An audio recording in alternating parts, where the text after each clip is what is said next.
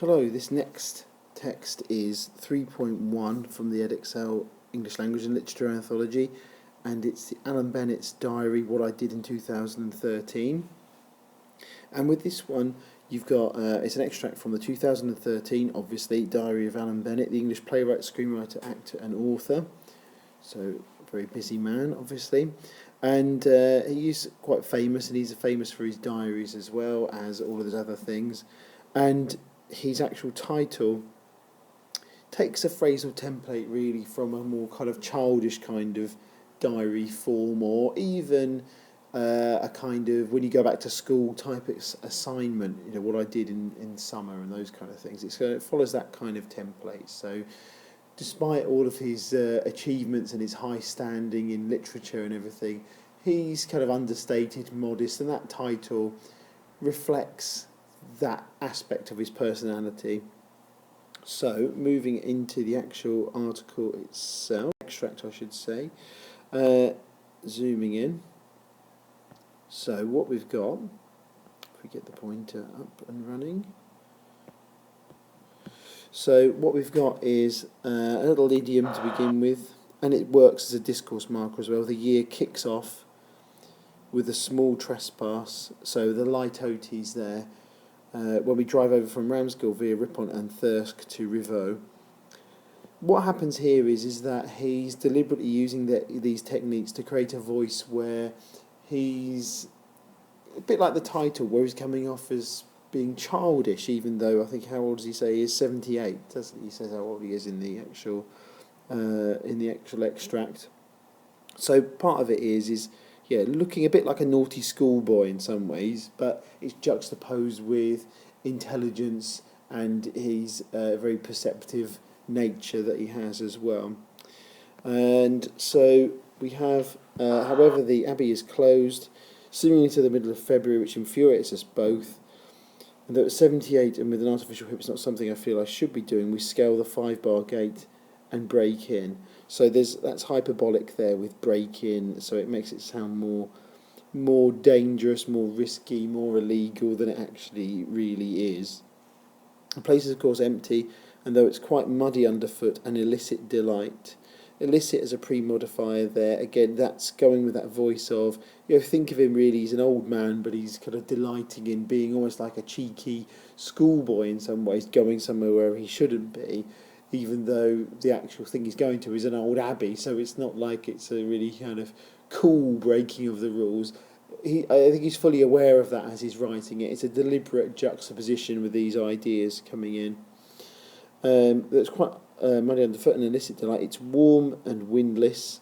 So this is approximate consonants here with approximants there, so warm and windless, so it actually gives you a sense of the temperature because of the whir sound. It gives you an idea of the wind, and warm and windless, it would emphasise the warmth. It conveys a sense of the climate of the place he's visiting. The stones of the abbey sodden and brown for the amount of moisture they've absorbed. Spectacular here are the toilet arrangements.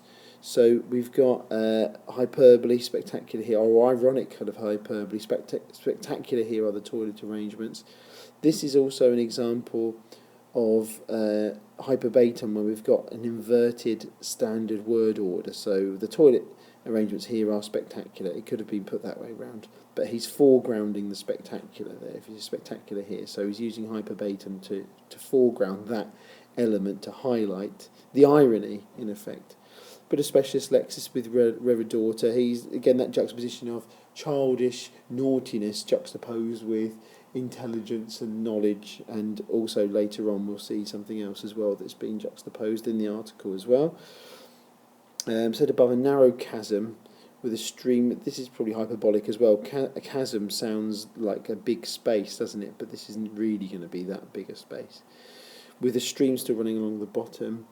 Unique though, or at least I haven't seen another, parenthesis there, which gives an impression of spoken English, so again, element of multimodality, is the tannery, complete with its various vats, a small factory in the heart of the abbey, which must have stunk as tanneries always did. I remember, so first person pronoun, that's going to be something you're going to expect with diary format, obviously, as well. It sounds obvious point, but it's worth a mention, so it's from his personal perspective. Oh, and actually, another contextual point while I'm thinking of it would be to make sure that you point out that, unlike a normal diary where you're keeping it for your own private use, this has been modified and adapted for being published, so for a wider audience. Presumably he was writing the diary with that in mind. It wasn't just a diary that was taken and then published later on. It's probably, I'm going to keep a diary and then this is going to get turned into a book later on, probably in that situation. I remember the tannery down Stunningly Road opposite Armley Park School in Leeds. Part of Alan Bennett's identity is his northern English background as well, so this all links, obviously in Yorkshire here, it links to his Yorkshire origins. Which my brother and I, en route for the Western cinema, always ran past holding our noses, so this kind of reminiscence is typical of the genre there as well. The site at Rievaulx is just over the wall from the abbot's lodgings, which, smelly though medieval abbeys were, must have been hard to take. Coming away, we scale the gate again, happy to have outwitted authority. Again, this is hyperbolic, there's no authority there, but since all that stands between open and close is a 5-bar gate, it's maybe English heritage way of turning a blind eye. So this is ironic as well, deliberately there as well.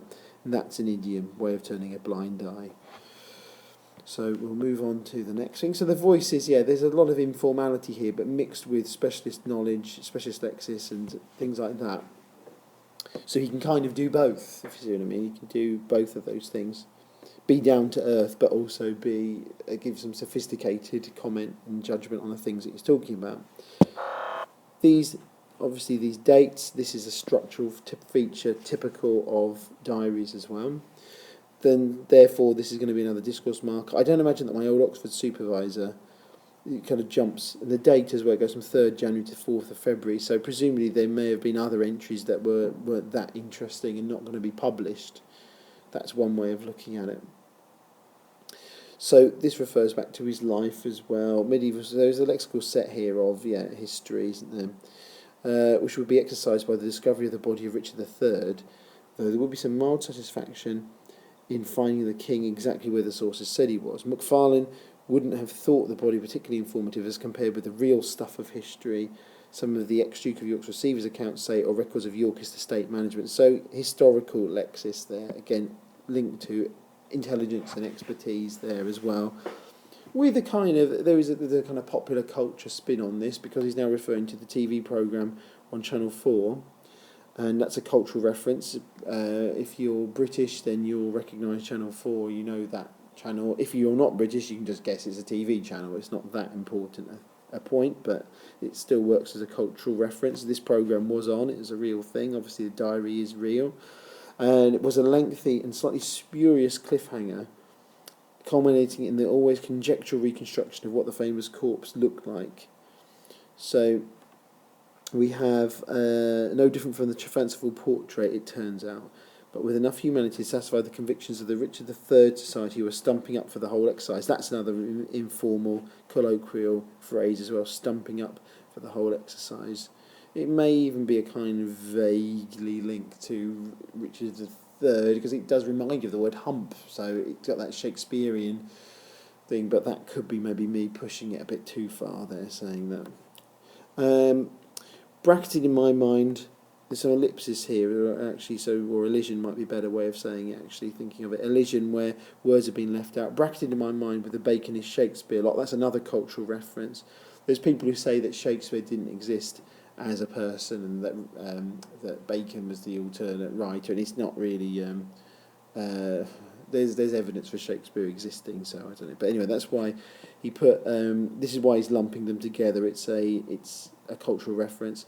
The Richard III fans seem not without a bob or two. That's another colloquialism. It's maybe a bit of a more old-fashioned colloquialism. It would link to his age in terms of the voice. He's an older man. Talking about what he's been doing, and it's written from that perspective of an older man as well, so in that way it fits in a little bit with that. Balmier members on parade, that's metaphorical. We have balmier as a pre-modifying adjective as well, and that's another colloquial one there. Then it jumps to the 5th of March. So cold this week that I do what I haven't done since I was in the army in Bodmin in 1954, get up and put my clothes on top of my pyjamas. This is really another colloquial, sorry, I'm saying the wrong word, another cultural reference, because it's really linking back to national service. So he's of the age who would have actually been in national service as well. And then we go on to the next page, and we've got a short bit here. Richard Griffiths dies. This is a discourse marker, and you might know who Richard Griffiths is anyway, but if you don't, he played Uncle Vernon in the Harry Potter films, and so he was a friend of Alan Bennett. He knew him, he worked with him many times as well. So Alan Bennett's, if you're familiar with Talking Heads or any other works that he's done, you might have seen like The Lady in the Van. There's a film of that. It's very good to see. There's a book, obviously. In his work, a feature of his work is often a juxtaposition between everyday banality with deeper, more serious themes, like life and death and those kind of things will be juxtaposed. So you've got something like that happening here. So we've been away for a couple of days, so spared the unctuous telephone calls. So this means, as a pre-modifier here, again it fits in with his educated tone, doesn't it? His some of these more sophisticated lexis that he's using here. But this is like excessively ingratiating, like, so really kind of really creepy kind of phone calls.